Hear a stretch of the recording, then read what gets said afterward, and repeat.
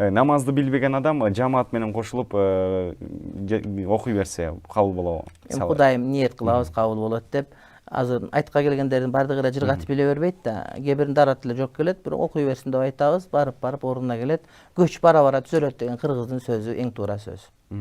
Үйлөнөм деп канча жылдан бери аракет кылып келатам, болот же болбой калат деген суроолор келип болчу. Акырына чейин окуй албай калдык, ошентсе дагы ушул тууралуу үйлөнүү боюнча. Үйлөнүү бул сүннөт, пайгамбардын сүннөтү, колдон келишинче үйлөнгөн жакшы.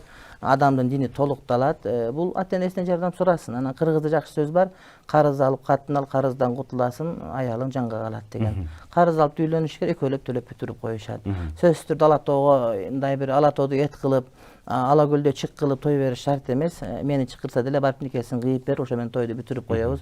Бешекени жете эле алам бияктан. Негизи эле ооба, жеңил болгон ошончолук оңой болот. Анткени пайгамбардын осуятында, динибизде ошол нике канчалык жеңил болсо, ошончолук ошол никеде береке болот деген ушундай маани бар. Паспортунда атамдын атында майит деген сөз аралашкан, өзгөртүш керекпи деген? Майит деген сөз аралашкан.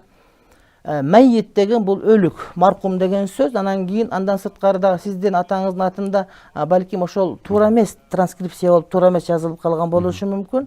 Тактап көрүш керек, балким словарды карап көргөндө башка бир туура маани чыгат. Мисалы үчүн бир окуя болгондо, мисалы үчүн биздин бир агалы аты Зулумбек дейт. Анан адамдар сенин атың жаман экен, сенин атың зулумдук кыласың, зордук кыласың бирөөгө, жаман ат экен деп, анан мен издеп карасам, словарда залум деген бул жанагыдай бир түндөй болгон, мындай бир сырдуу, мындай бир кайсар эмес деген, бир токтоо деген мааниде келет экен. Ошондуктан бул аттын деле өзүнүн жакшы мааниси болуш керек, аны издеп карап көрүш керек, урматтуу бир тууганым.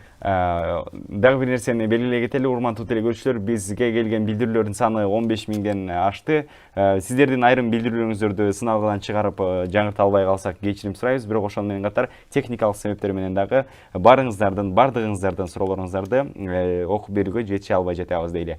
Кийинки суроо боюнча, ушул адам аттары боюнча дагы Адил деген ысым чыкты окшойт, жаңылышпасам, ушул тууралуу негизи. Адил деген арабча ат, кыргызда бар. Адилхан, Атилла деп жүрөбүз. Атилла, ошол Адилхан, Эдилхан, Эдил деген Адил, Эдил дария жеңиш деп жүрөбүз. Андай сөздөрдүн бардыгы элибизде бар. Жакшы. Сакал жарашпаса койбой койсо болобу деген. Сакал аялдарга жарашпайт, эркектердин баарына жарашат. Аялдар коюп алса жарашпай калат. Эркектерге жарашат сакалды. Бирок жарашыптуу кылып, кыркып, жакшынакай кылып, оңдоп, атырлап жүрүш керек. Анан жөн эле сакалга каршы чыга бергендерге мен таң кала берем. Эмне сакал, эмне алар тырмап атабы, башка кылып атабы? Адамдын эркиндиги болуш керек. Ленинде эле сакалы бар, Карл Маркстын сакалы бар, Фредерик Энгельстин сакалы бар, Сагынбайдын сакалы бар, Жусуп Мамайдын сакалы бар. Анан кийин эле келип анан сакал койгондо эле кечке кайта эле айта берген бул туура эмес да.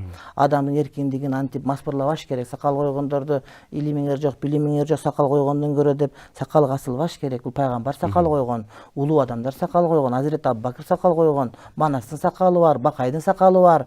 Анан эле сакалы жок заман келип калып сакалчандарды түртө берген бул жакшы эмес. Манастын өзүндө сакал боюнча бир канча маселе бар. Мен ойлоп атам, мына докторлук ишим ошол Саякбай атабыздын вариантындагы ошол ислами темалар, тасаввуф, фыкых, акыйда боюнча бир жазсам деген пикирим бар. Ошондо буга кеңири токтолом деген үмүттөмүн. Президенттикке талапкерлигиңизди койбойсуз деген дагы бир суроо келген экен. Өтүп кеткен маселени айтат. Азыр бардыгы дайым болуп калды.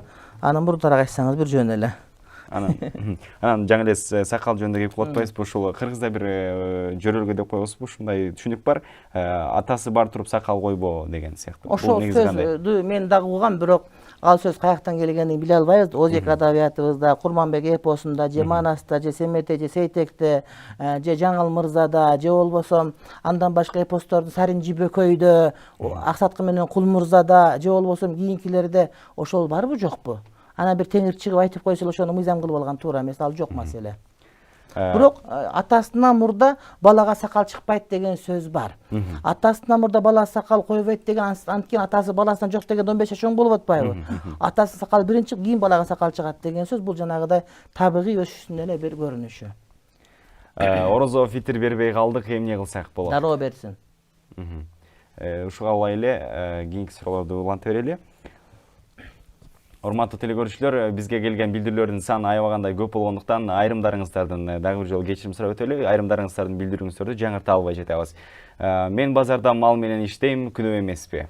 Башында арыбаңыз деп салам бериптир. Бул аялдардын саламы. Аялдар эркектерге салам айтканда, арыбаңыз деген чарчабаңыз дегендин бир түрү дагы. Бул деген жанагы орусча саламасыз деп которулган бар го, здравствуйте деген. Ошондой эле сөз да. Бул деген салам эмес, бул деген саламдашкандан кийинки сурашуу. Малжан кандай, арыбаңыз, чарчабаңыз, күллү күчтүсүзбү дегенде. Салам, ассаламу алейкум болот. Базарда мал менен иштеген зыяны тийбейт. Мал менен иштеген бул жакшы, мал киндиктүү элбиз. Бул албетте жакшы маселе. Агып жаткан арыктан дарат алса болобу деген. Болот, алып жүрөбүз. Дарат 2 болуш керек. Кийинки суроого өтөлү. Пластикалык жол менен кулагымды өзгөртсөм болобу? Эгерде кулагы адамдар шылыңдай бере турган деңгээлде болуп же бир майып болуп калса бир жөн. Бирок жакшынакай кулагын өзгөртүп эле жанагы Голливуд артисттериндей болом деп же Майкл Джексондой болом деп өзгөрсөң да күнөө болот. Бирок кулагы кыйшыйып таптакыр эле адамдарды күлдүрө бере турган болсо анда өзгөрсө бир жөн.